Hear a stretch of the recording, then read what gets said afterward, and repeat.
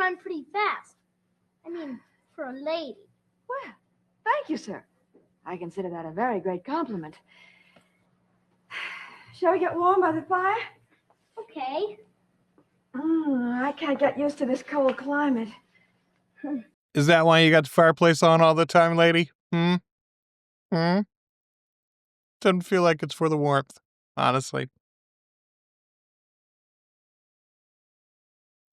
Hello, and welcome to my watch of the original supernatural soap opera, Dark Shadows. I am one half of the Articulate Coven. I'm Joel Sharpton, and we're all the way up to episode 159. I do want to remind you, if you're watching these on YouTube, you can get them early, ad-free, more often at articulatecoven.com/join. $2 or more a month gets you access to everything we do early and ad-free, including these Dark Shadows reactions. All right, let's waste no more time and get directly into what I'm hoping is going to be a very good episode 159 of Dark Shadows.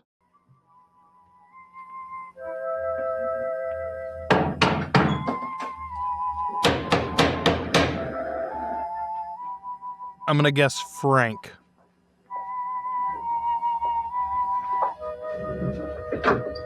Bingo. Frank, come in. Vicky, what happened? Your message said it was urgent. It's Mrs. Stoddard. She's worse. She has been under pressure. What about? David. His mother wants to take him away. Well, I know, but Mrs. Stoddard is a very strong-willed woman. Do you think she'd just give way like this? Aren't you currently being instructed by Roger to let it all happen? Okay, Frank. I know this is just, we've talked about this before. Sometimes I think the script writers just, well, we got to write a scene. This is one of those got to write a scene situations, I think, so far. No. That's why I think that her illness has something to do with Lara Collins. Okay. We cold open with a great punchline. How about that? Her actually making the accusation that Lara is responsible for this. I don't think anybody had done it so far.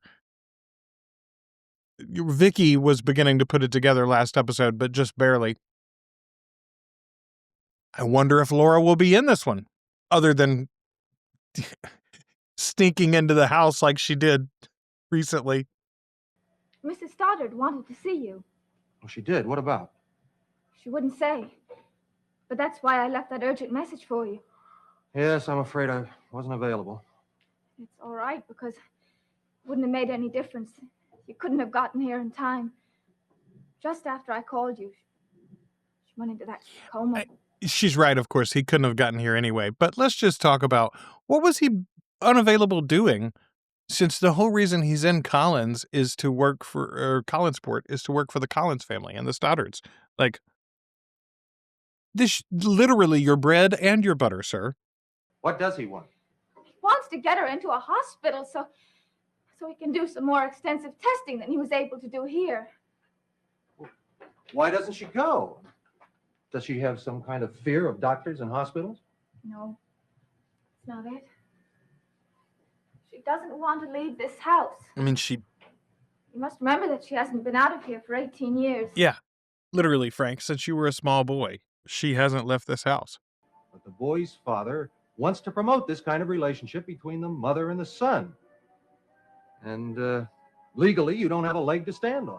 I'm not looking at it legally. I'm seeing it from an emotional point of view. Which means nothing in court. Yeah, y'all are having two separate conversations, Frank. This is one of those times when you ought to listen more than you speak, sir. What's happened here, you either believe or disbelieve. And even if you disbelieve it, you can't ignore it. Only somebody could explain what's been happening. Well, I'm afraid there aren't many who can explain phenomena on extrasensory perception.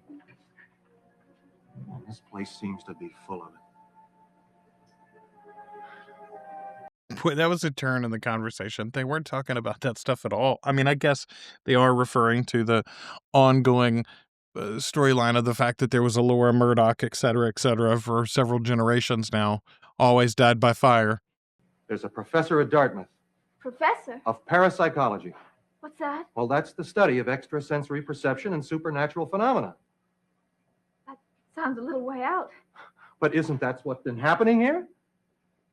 suppose so. Dr. Guthrie. Peter Guthrie. And I know he'd be interested in this. He's always researching and investigating things like this. I'm going to phone him, ask him to come over. I'd like his opinion. Well, I hope he can shed some light on the matter. I am so excited for a doctor, what is it, a Van Helsing, effectively, is what we're going to get here, maybe? Oh, super excited. Well, if there's a genuine supernatural occurrence happening here, Peter Guthrie will explain it. Peter Guthrie. All right. Isn't it interesting?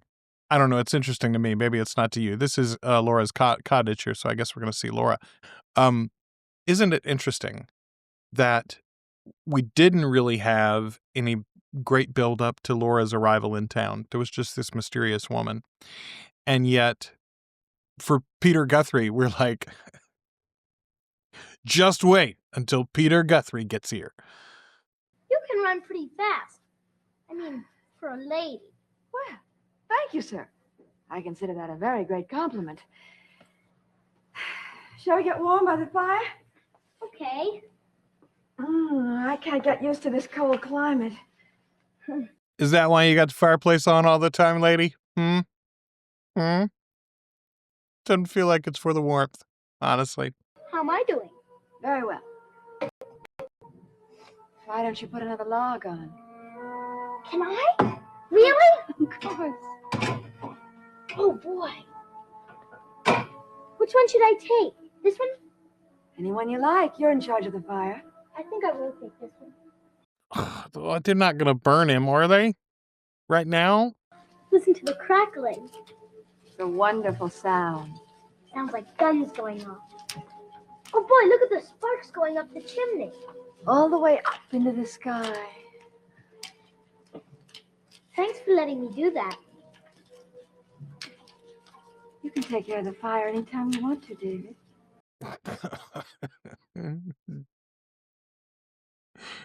Diana, you say that not necessarily in a spooky way. Watch how you talking to your boy.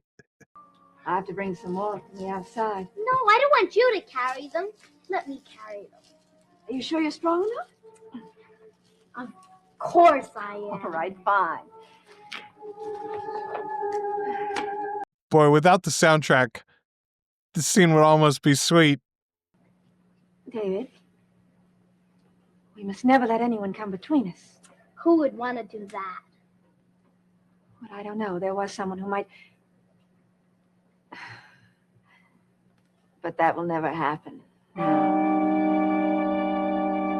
Boy, she's confident. She's confident in her position, isn't she? 9 o'clock and all's well. If you haven't watched the Disney Robin Hood movie in a while, you really should. Even just for the sheriff and his cronies. Come in here. That's 4 of our actors, by the way.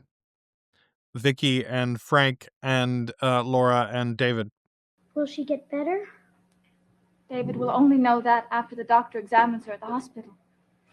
In the meantime, she's left some instructions for us, and I'm sure that you'll want to carry them out. Sure I do. Good. Well, one of them has to do with the amount of studying you've been doing. I knew it would be that. David, you haven't been doing enough schoolwork. I mean, this kid seems to almost never do schoolwork anymore, at least. But I am very surprised that that's where she started on her list of possible grievances here. I'll be busy and working all the time. Because my mother likes to sit and look at the fire. And so do I. David, I wish that you wouldn't do that. It's dangerous. My mother says I can, and you have nothing to say about it. We'll see how much I have to say about it. You're just trying to keep me from seeing my mother. David! Miss Winters would never do a thing like that. I'm quite sure. Boy, she is just sneaking in the house anytime she wants to now, huh?